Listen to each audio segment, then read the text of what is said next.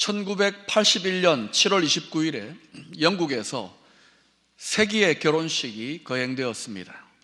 주인공은 다름 아닌 찰스 황태자와 다이애나였습니다.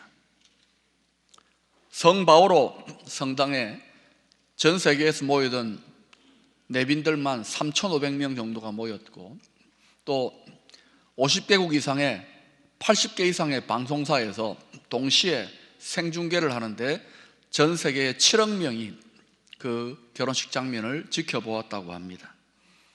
다이애나는 전 세계 수많은 여성들의 부러움을 한 몸에 사게 된 20세기의 신데렐라였지만, 실상 그녀의 삶은 끊임없는 내적인 공허감과 목마름에 시달렸던 불행한 삶이었다고 할 수 있습니다. 그녀의 삶을 주의 깊게 분석한 심리학자들은 그녀의 나이 6살 때에 그 어머니가 자녀들을 버려두고 부자 사업가를 따라 나설 때부터 이 내적인 목마름이 시작되었다고 합니다. 이렇게 부모에게 버림받은 상처와 분노가 다이애나로 하여금 그 어떤 것으로도 쉽게 채워지지 아니하는 지독한 내면의 목마름을 갖게 만들었습니다. 결혼 후에 찰스 황태자와 카밀라 파카불스라고 하는 여인의 연문이 일어나게 되자 그녀는 다시금 버림받았다는 그러한 공허감에 시달리게 됩니다. 그리하여 이 내면에 뻥 뚫린 고독한 공간을 채우고자 대리 만족에 집착을 하게 됩니다. 그녀는 매달 머리 손질하는 비용으로 700만 원 정도를 썼다고 합니다. 또 매주 한 주에 매니큐어와 또 발톱을 손질하는데 500만 원 정도, 의상 구입, 몸매 관리 등등에 하루에 평균 200만 원 이상을 투자했다고 합니다. 이렇게 해서 자기의 외모를 가꾸는 데만 1년에 7억 5천만 원 이상이 쏟아부어졌다고 합니다. 그럼에도 채워지지 아니하는 마음의 깊은 공허감을 달래지 못해서 다이애나는 5번이나 자살을 시도하고 또 음식을 거부하는 거식증에 걸리기도 하는 등 아주 심각한 삶의 고통을 겪게 되었습니다. 영국 왕실의 특권, 두 아들, 엄청난 대중적인 인기, 막대한 보석과 찬란한 의상들, 사회적인 최고의 특권과 지위를 누렸음에도 불구하고 그녀는 5번이나 자살을 시도해야만 할 만큼 조금도 행복하지 않았음을 알 수 있는 것입니다. 결국 이혼을 한 그녀는 남편의 외도에 보란듯이 보복이라도 하듯이 끊임없이 애인을 교체하면서 많은 남성들과 교제를 하다가 1997년 8월 새로 사귄 애인과 차를 타고 가다가 교통사고를 당해서 36살의 나이에 허망하게 생을 마감하게 됩니다. 오늘 본문에도 한 여인이 등장합니다. 다이애나와는 또 다른 이유로 마음에 깊은 목마름과 공허감에 시달렸던 여인입니다. 이 내면의 지독한 목마름을 채우고자 이 여인은 남자를 5번이나 바꾸게 됩니다. 결혼을 5번 하고 지금은 6번째 남자와 동거하고 있는 중이라면 오늘날의 윤리, 도덕의 기준으로 보았을 때도 많은 사람들의 주목을 받을 만한 그러한 삶을 살았던 것입니다. 그런데 2000년 전에 남성 중심의 엄격한 가부장적인 사회였고 종교적이고도 율법적인 사회에서 이러한 사마리아 여인의 삶은 대단한 스캔들이 아닐 수가 없었을 것입니다. 이미 이 여인의 모든 것을 다 아시는 주님께서 친히 이 여인을 찾아오심으로 오늘 본문의 이야기가 시작되고 있습니다. 본문 3, 4절을 보면 예수님의 동선이 이렇게 소개되고 있습니다. 유대를 떠나서 다시 갈릴리로 가실새 사마리아를 통과하여야 하겠는지라. 사마리아 땅을 거쳐서 갈릴리로 가겠다는 것입니다. 여기서 하겠는지라로 번역된 헬라어 데이는 반드시 그렇게 하겠다는 강한 의지, 강력한 의도를 포함하고 있는 말씀입니다. 예수님 당시에 유대 나라는 북쪽에 갈릴리, 가운데에 사마리아, 그리고 남쪽에는 예루살렘에 유다가 있었습니다. 예수님 당시에 북쪽 갈릴리와 남쪽 예루살렘 지역은 유다 나라로 인정을 받았지만 가운데 있는 사마리아는 유다 나라가 아니었습니다. 그냥 사마리아였습니다. 유다 나라로 편입시켜주지 않았어요. 남쪽 예루살렘에서 북쪽 갈릴리로 갈 때에 사마리아를 통과하게 되면 최단거리로 직행으로 나아가는 코스였습니다. 그런데도 유대 사람들은 사마리아를 거치지 아니하고 동쪽으로 한참을 돌아서 북쪽 갈릴리로 나아갔습니다. 이렇게 돌아서 가려면 거리가 2배 이상이나 늘어나는데도 유대 사람들은 사마리아 땅을 한사코 밟지 않으려고 그렇게 애를 쓰면서 꺼렸습니다. 유대 사람들이 사마리아를 이렇게 싫어했던 이유는 역사적인 이유가 있는데 주전 720년 전으로 거슬러 올라갑니다. 그때에 북쪽의 사마리아 땅은 아시리아라고 하는 제국에 의해서 점령을 당하게 됩니다. 남쪽은 바벨론에 의해서 침략을 당했습니다. 그런데 아수르는 사마리아를 점령한 다음에 이방인과 강제 결혼을 시켜가지고 피가 섞이게 만드는 일종의 자폰 정책을 펼치게 됩니다. 사마리아 사람들은 이러한 아수르의 지독한 식민 정책으로 말미암아 민족의 피가 완전히 다 섞여버리게 된 것입니다. 그래서 순수한 유대 민족의 씨가 말라버리게 되었어요. 그러나 예루살렘을 중심으로 한 남유다는 비록 바벨론의 포로가 되었고 70년 동안 그렇게 종살이를 하게 되었지만은 해방된 이후에 그들은 순수한 자기 민족의 혈통을 지킬 수가 있었습니다. 이런 이유로 아수르에서 해방된 사마리아와 바벨론에서 독립한 유대는 해방된 이후에 서로가 서로를 원수처럼 여기며 그렇게 지냈습니다.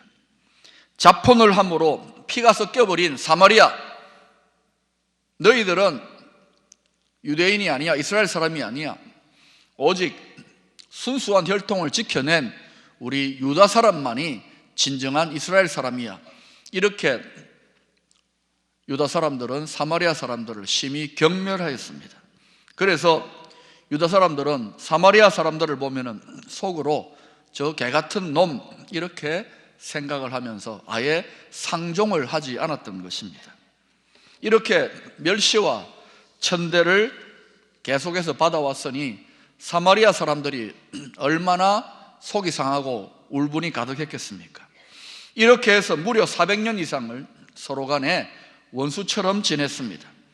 그래서 더러운 사마리아 땅은 피해야 된다는 심산으로 유다 사람들은 예루살렘으로부터 갈릴리로 갈 때에 머나먼 길을 힘들게 돌아서 갔던 것입니다.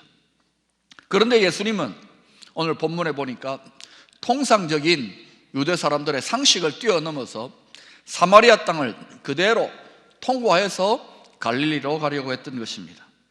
반드시 사마리아를 통과하여 갈릴리로 가겠다는 이 말 속에 예수님의 강력한 의지, 어떤 의도를 발견하게 됩니다. 그 의도는 다름이 아니라 바로 깊은 공허감, 영혼의 목마름에 심히 시달리고 있었던 한 여인을 사마리아 땅에서 만나고자 그 길을 택한 것입니다. 사마리아 수가라는 동네 가까이 우물이 있어서 예수님께서 피곤한 몸을 잠시 쉬기 위해서 낮 12시쯤 정오에 우물가에 앉으셨습니다. 그동안 제자들은 먹을 것을 사기 위해서 수가라고 하는 동네로 들어갔습니다. 마침 그때 한 여인이 물을 길러 우물가로 나오는데 이때부터 예수님과 이 여인의 대화가 시작되고 있습니다. 7절에 보니까 예수님이 먼저 이 여인에게 물을 좀 달라고 부탁하고 있습니다. 이 여인은 실상 유대민족에게 멸시를 받고 있던 사마리아 사람들로부터조차 멸시와 천대를 받는 그런 여인이었습니다. 그래서 사람들이 물길로 오지 아니하는 한낮에 사람들의 눈길을 피해서 그렇게 우물가로 나아왔던 것입니다. 그런데도 예수님이 이런 여인을 만나서 물을 달라고 부탁하는 것은 대단한 파격이 아닐 수 없었습니다. 당시에 바리새인들이나 랍비들은 아예 여자들을 쳐다보지 않고 아래로 시선을 두고 다녔다고 합니다. 보지 않아야 죄를 짓지 않는다는 그런 생각에 눈뜬 장님처럼 살아갔던 것입니다. 이런 사회적인 분위기 속에서 당시에 많은 유대인들의 주목을 받기 시작했던 예수님이 사마리아 여인, 그것도 도덕적으로 문제가 많은 이 여인을 만나서 두 사람이 대화를 나누는 것은 큰 오해를 불러일으킬 만한 사건이었습니다. 그래서 9절에 보면 이 여인이 물 주는 것을 거절하고 있습니다. 사마리아 여자가 이르되 당신은 유대인으로서 어찌하여 사마리아 여자인 나에게 물을 달라 하나이까 하니 이는 유대인이 사마리아인과 상종하지 아니함이라. 이 여인이 대단한 것도 아닌 물 한 그릇을 선뜻 내어주지 못했던 것은 열등의식과 낮은 자의식에 강하게 사로잡혀 있었다는 것을 보여주는 증거라고 할 수 있을 것입니다. 물로써 대화의 문을 여신 예수님은 이 사마리아 여자의 관심을 우물물로부터 점점 영적인 깊은 곳으로 이끌어 가셨습니다. 주여, 물기를 그릇도 없고 이 우물은 깊은데 어디서 당신이 그 생수를 얻겠사옵나이까? 의아해하는 여자에게 예수님은 말씀하시기를 이 물을 마시는 자마다 다시 목마르리니와 내가 주는 물을 마시는 자는 영원히 목마르지 아니하리니 내가 주는 물은 그 속에서 영생하도록 솟아나는 샘물이 되리라고 하셨습니다. 이 여자는 주님의 말씀을 온전히 다 이해하지는 못했지만 주님이 지금 하시는 물과 내가 지금 말하고 있는 물이 서로 차이가 난다는 것을 점점 알아차리기 시작했습니다. 그래서 주여, 그런 물을 내게 주사 목마르지도 않고 또 여기 물 기르러 오지도 않게 하여 주옵소서라고 요구하기에 이릅니다. 그런데 갑자기 주님께서 물 이야기를 하시다가 여인에게 가서 내 남편을 불러오라고 하십니다. 이것은 도대체 무슨 뚱딴지 같은 소리입니까? 우물물 이야기를 하다가 남편을 데려오라. 왜 갑자기 주님께서 이렇게 주제에서 벗어난 듯한 이야기를 하시는 것일까요? 이것은 그 여인에게 네가 그동안 네 인생의 목마름, 네 영혼의 공감을 채워보고자, 해결해보고자 그토록 집착했던 남편, 그 남자를 데리고 오라는 것입니다. 이 여인은 그 남자를 자기 인생의 생수처럼 그 남자의 사랑을 통해서 해소해 보려고 했던 것이죠. 남편이 없다는 여인의 대답에 예수님께서 마치 이 여인의 지나온 삶을 그대로 다 지켜보았던 것처럼 네가 남편 5이 있었고 지금 있는 자도 네 남편이 아니니 네 말이 옳도다라고 그렇게 말씀하십니다. 왜 이 여인은 이렇게 여러 번 남자를 바꾸어야만 했을까요? 자기 마음의 깊은 목마름과 공허함을 남자를 통해서 해결해 보려고 계속 시도를 했지만 잠깐 동안 만족할 뿐이었지 다시금 더 크게 몰려드는 공허감과 갈증을 해결할 수는 없었던 것입니다. 그래서 남자에게 실망하고 혹시나 하고 또 바꾸어보고 또 실망하고 또 바꾸어보고 이런 일을 반복했던 것입니다. 마치 바닷물을 마시는 것처럼 마셔도 그 목마름은 더해져만 갔습니다.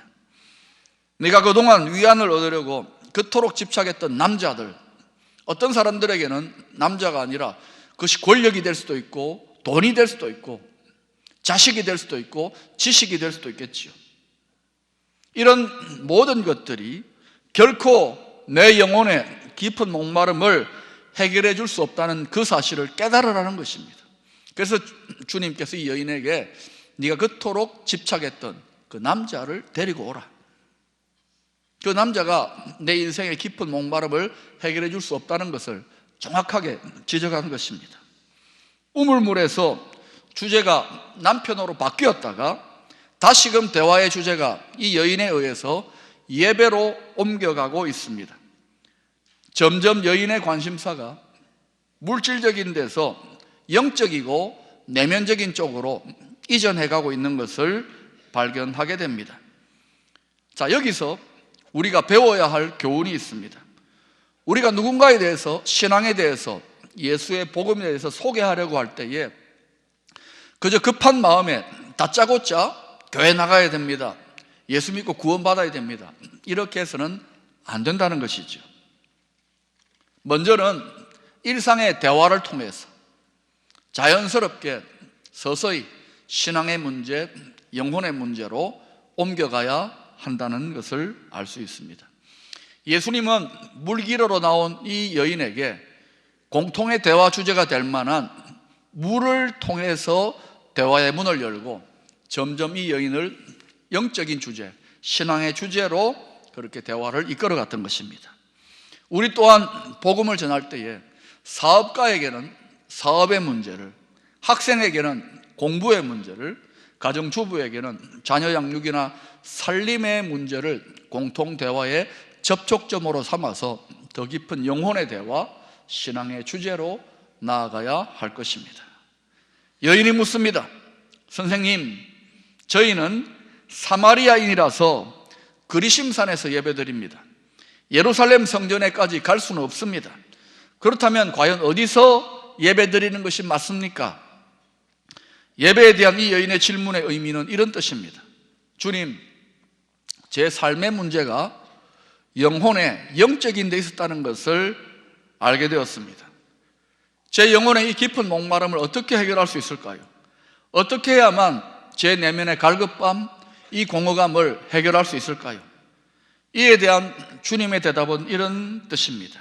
그것은 영과 진리로 드리는 참된 예배를 통하여 하나님을 만나게 될 때 비로소 해결될 수 있는 것이다. 하나님이 이렇게 영과 진리로 예배드리는 자를 만나 주신다.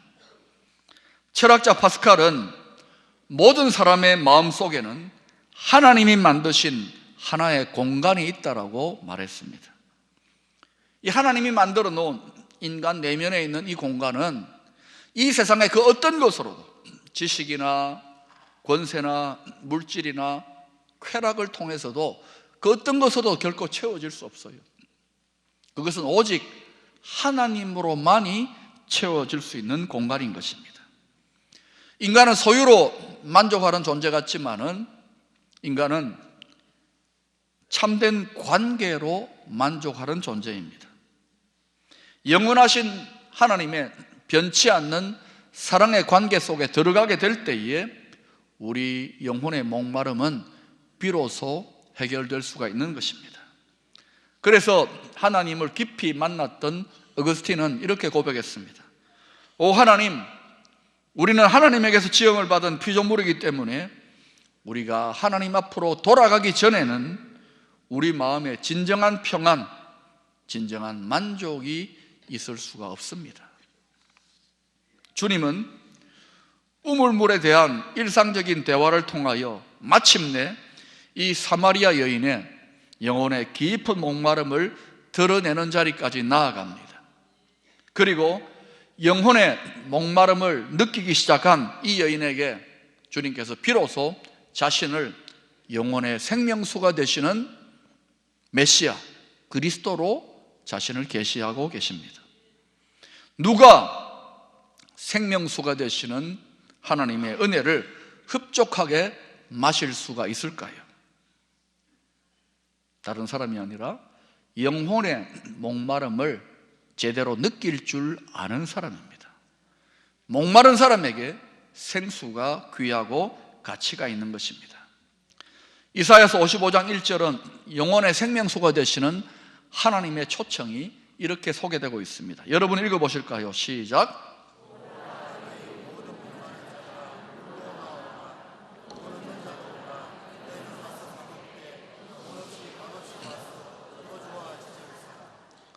다른 자들이 아니라 목마름을 느끼는 자들이 이 생명수로 나오라는 것입니다.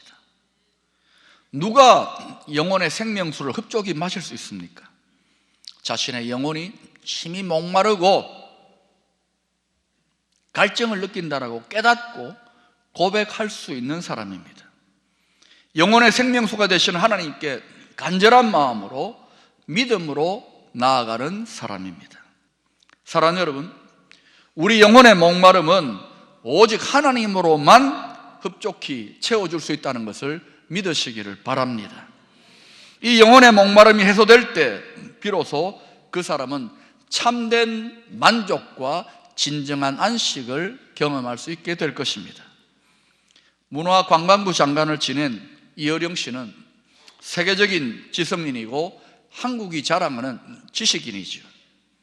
이분이 수년 전에 암으로 투병하던 자신의 딸의 권면을 통해서 예수 그리스도를 영접하게 됩니다.